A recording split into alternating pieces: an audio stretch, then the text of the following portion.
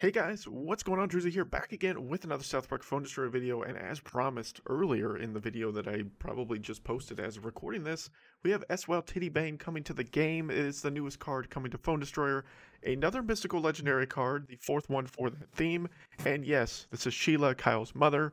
It's the character that this is. I can't believe I'm saying that out loud, but Shella is finally coming to Phone Destroyer. As I mentioned in the previous video, I don't really know where this card comes from, to be honest with you. I'm pretty sure this is probably from the new COVID special, because I know Shella is Jersey. This is her Jersey thing kind of look, but I don't remember Tittybang existing in the game in any other context, even with the Jersey situation, so I have no idea what this is about. Maybe we'll find out in a couple of days when the new special comes out, the post-COVID special. It's going to be coming on to Paramount Plus in the US and potentially some other countries. I'm not sure about globally how it will be viewable to everyone, but I will be watching it for sure when that does come out. But she is again a legendary tank, where she charges forward to the furthest enemy ground unit within range. Furthest enemy ground unit, not the closest. Doesn't seem like it targets air units at any cost, just ground, obviously. Knocking them back, we don't know how much knockback damage it does, and anyone in her way taunts nearby enemies on arrival as well.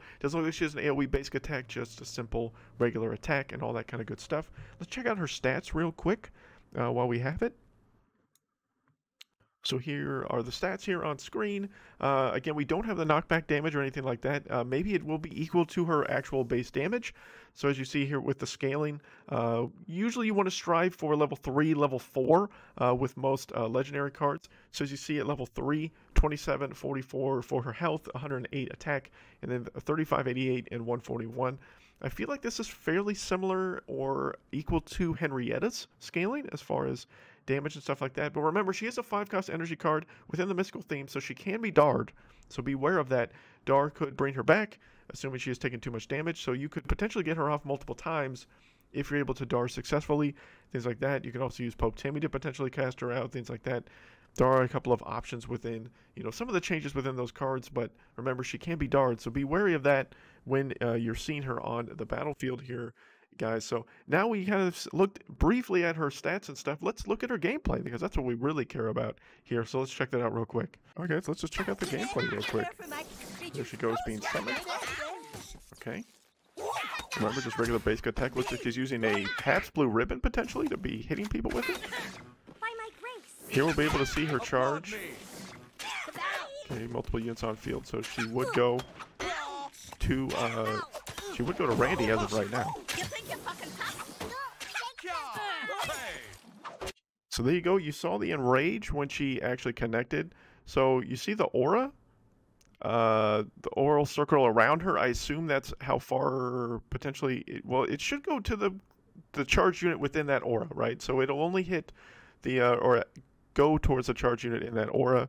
Then you saw when she charged forward, she had her enrage. It looked like the enrage was about the same size of what the aura was originally, as far as where she would charge forward to and do that kind of knockback. So it did have kind of the effect similar to Cows, like we mentioned earlier. It didn't look like it did a ton of damage. It only hit Stan the Great here. So you can see his health bar. It's got about a third of his health left. And it looks like it actually didn't do any damage at all. It just kind of knocked him around, because the damage he received on the knockback was actually from Angel Wendy in the background there. So it looked like she actually doesn't do any damage while charging. But then you see the enrage. It also seemed to enrage to the new kid as well. So the new kid Zap is also focusing on Shella. Of course, she is within new kid Zap range from that range as well, so that could have been it as well with all that kind of stuff. There you go, no AoE, basic attack, just regular. Take that out. Start working there on Sheriff Cartman. Got Ike doing some damage as well. Obviously, she's a tank. She's going to get that slow from Bradley. There you go. She's going to charge straight over to Captain Wendy. But you see, when she actually connected with where Captain Wendy was, no damage was done to Captain Wendy there until she started basic attacking. So it looks like the charge actually doesn't do any damage. I don't feel so good. I need a drink. Not really sure how well this card's going to do in the meta, I'm going to be honest. Don't feel like this card's really broken at all. But it does have a tank-like feel to it, right? It's got that distraction focus. This could be interesting to see that you could potentially pair Shella with someone like Swashbuckler Red, right, to have that continued pull, or you could even use Zen Cartman in the same theme of Mystical to also kind of pull units away. So if she taunts, does that mean that those units are only taunted to Shella during the duration of Shella's lifespan, similar to like Commander Hat, right? When Commander Hat gives that boost to attack that unit until Commander Hat is dead, or that unit dies, and then that effect goes away.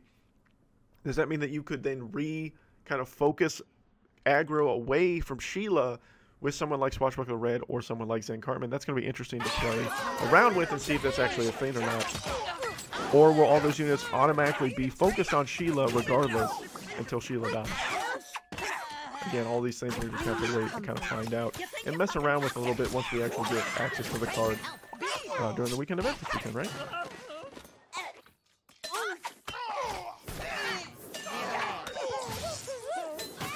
That was a good play there with Hercules Clyde taking out Sharon.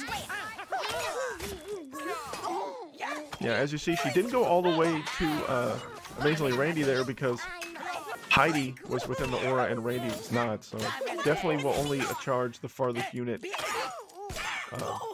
in regards to that. But you can see that, you know, Cartman was focusing on her and not on Butters. So Fireboy Butters was able to get that damage there just a few seconds ago. See her charging there, going for Captain Wendy again. This is the most Captain Wendy gameplay and Calamity Heidi gameplay I've ever seen in a long time. It's the Shella gameplay. And you see it's a charged ability, so she can actually get that taunt and charge multiple times in her lifespan, as you saw there in that little sneak peek there. So there we go, guys. We finally get a look at, of course, Shella.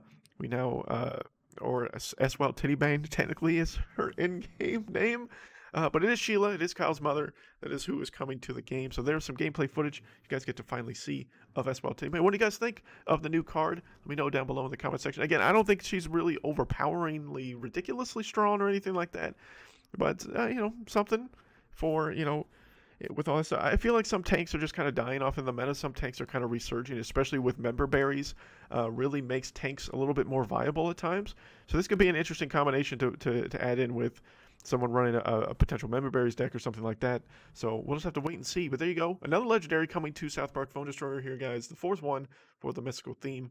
Again, let me know down below what you guys think. And until next time, guys, you know who it is.